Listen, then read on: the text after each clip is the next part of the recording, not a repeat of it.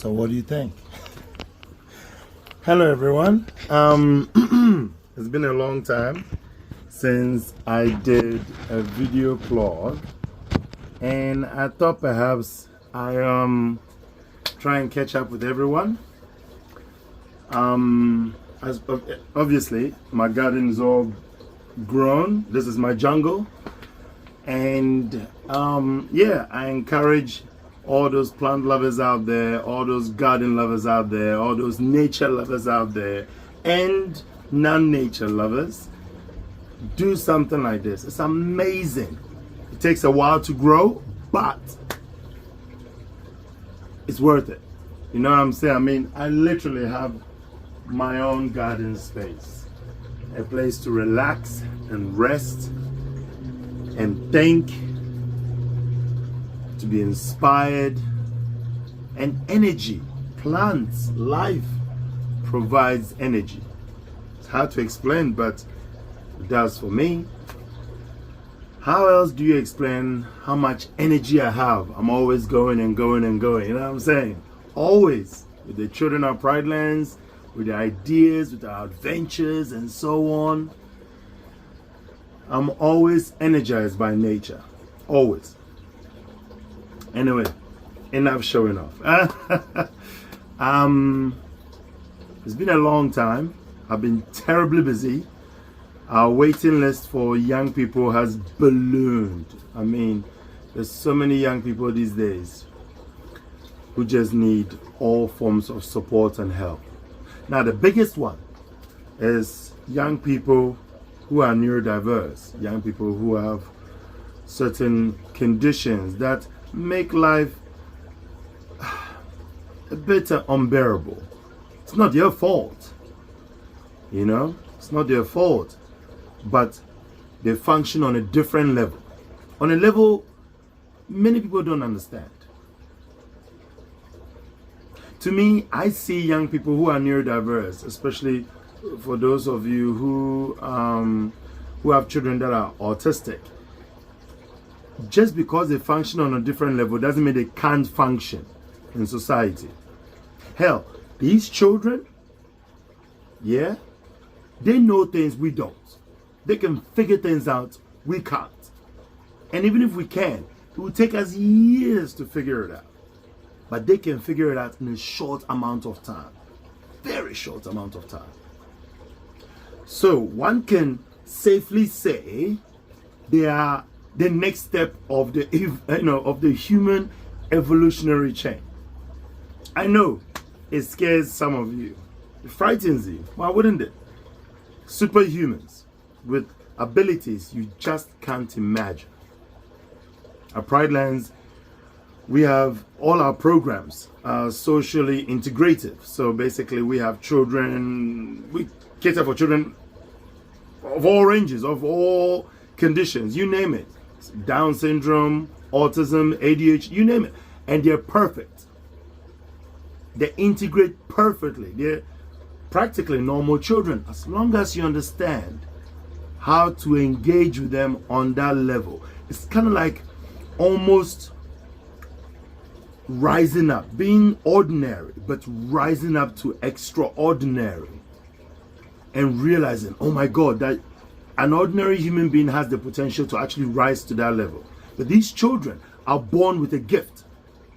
A gift. But we, or shall I say, some ordinary people don't understand how to work with young people with such gifts. You know, it makes sense. History and some of these Hollywood movies have depicted and indicated that we as human beings have the tendency to ostracize, to exclude people with abilities because we're afraid, we don't understand it. Fair enough. But let's face one thing. Yeah? Face the facts. They're here.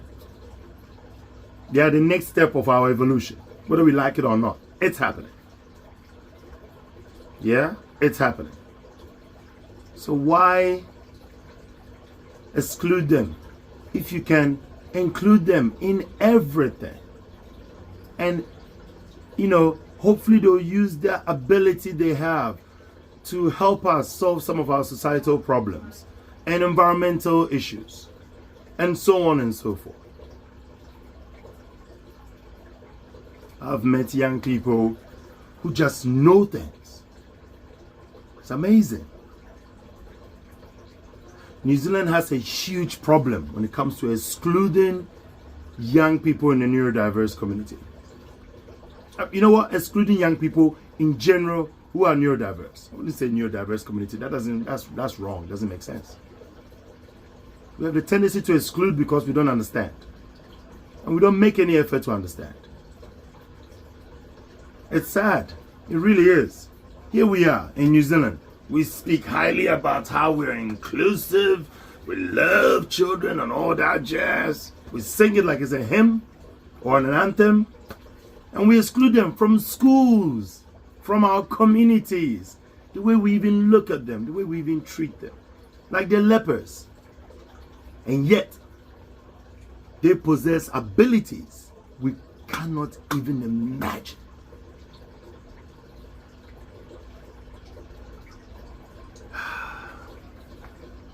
You know,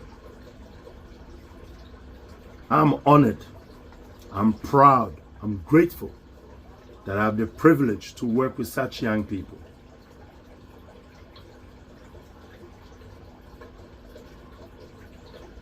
And sometimes maybe it just has to take one person to make the world understand that these young people, while they may have, let's say, mutated to the next step of our evolution, they are no threat, but rather they should be considered as assets. People who can figure things out in a matter of seconds and minutes and help us solve some of the problems we have in our society. Ask yourself, has exclusion ever solved anything? No, it has not. Not once. So, ladies and gentlemen, I guess my message today is all about inclusivity. Include people. Do not exclude. This is New Zealand. If there's a country that can set a good example for the rest of the world, it might as well be this one. Because we sing it a lot. We sing the anthem and the hymn a lot about being inclusive, being community, being this. You heard it. Everywhere I go.